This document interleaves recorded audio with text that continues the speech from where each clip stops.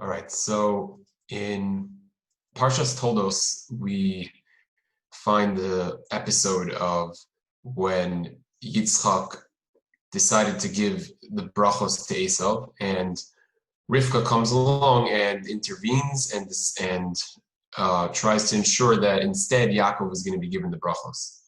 And part of the plan is because Yitzchak had asked Esau to prepare him some foods before he gave him the brachos, so Rivka had to ask Yaakov to bring her also food to prepare, and that way they'd be able to pretend that he was Esau.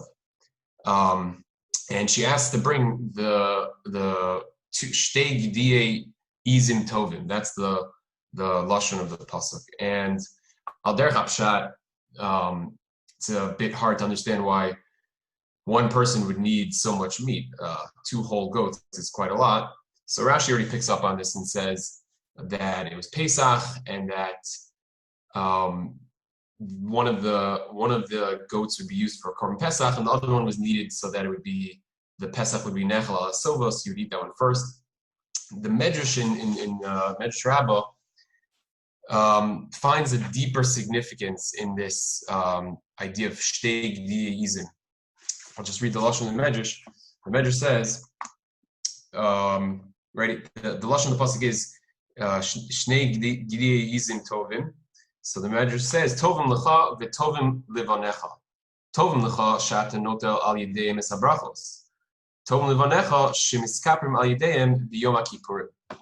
Right, these Shnei Gdiyei Izim that Yaakov was bringing to his father Yitzchak were good for him because al yedeihem he was able to get the brachos. And there's going to be another Shnei Gdiyim that in the future times, in the times of the Mikdash, Klal Yisrael were going to be in the Skaper al Yedeyim on Yom Kippur, referring to the Sir LaHashem and the Sir LaAzazel that are brought on Yom Kippurim. Right, one of the goats is brought as a carbon it's shechted, its dam is nizrak in the Kodesh HaKadoshim, and the other one is sent to the Midbar and thrown off the cliff. That's the Sir LaAzazel. And the obvious question is, like, what is the connection between these two things? Obviously there's some sort of symbolism going on here that the Medrash is comparing the Gdiyizim Yaakov used to bring to Yitzchak and the Sir LaHashem and the Sir LaAzazel that were brought on Yom Kippurim. So what is the deeper significance here? What is the Medrash trying to tell us? So the Netziv in Harchev Davar gives an insightful explanation to this Medrash. He brings out the idea that there are many negative qualities and or bad midos that a person can have. But since all negative midos, all negative quality traits were created by Hashem, it must be that they have some sort of positive, constructive use in this world. It's not possible that they're here just to be completely suppressed and never have any positive expression. So, for example, we know that Chazal tell us kina sofrim tarbe chachma.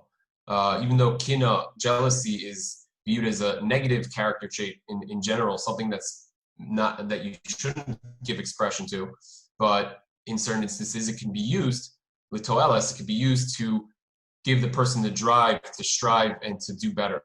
And we also know that it's mutter l'shanos v'nei shalom, even though dishonesty is also something that's normally viewed as a negative trait, but in certain cases it's necessary in a mitzvah to use in order to avoid strife and to promote peace. These are just some examples where we find that negative character traits can be used in the right circumstances when in using your seichel for how to control it can be used for the good. So says Netziv, this is the idea, this concept is what lies behind the idea of the Sir LaHashem and the Sir LaAzazel on Yom Kippur. Following in the footsteps of the Ramban in Parshas Achremos, the Netziv explains that the Sir LaAzazel was actually, so to speak, an offering to the Kochel Satomo, the demons of the Midbar, Obviously, something that's completely off limits the rest of the year, right? It's almost avodah zarah to do such a thing. On Yom Kippur specifically, the Torah tells us that you should do this. You should give a sir la'azazel, and puts it on the same pedestal or parallel to the sir la'Hashem, the sir that's dam is nizrak in the Kodesh HaKadoshim.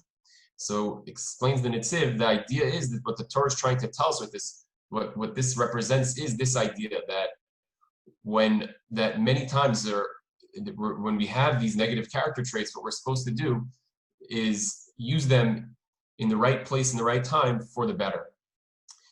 And in a sense, what we're doing is we're appeasing our vices, kind of giving into them, but channeling them in the right direction.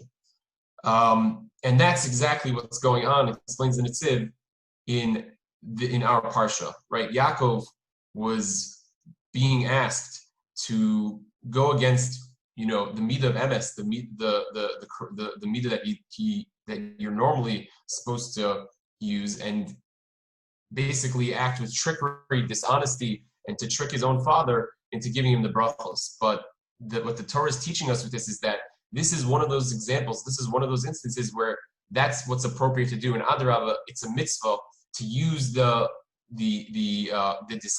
dishonesty and the trickery in order to attain the brachos, which was the appropriate thing to do at the time.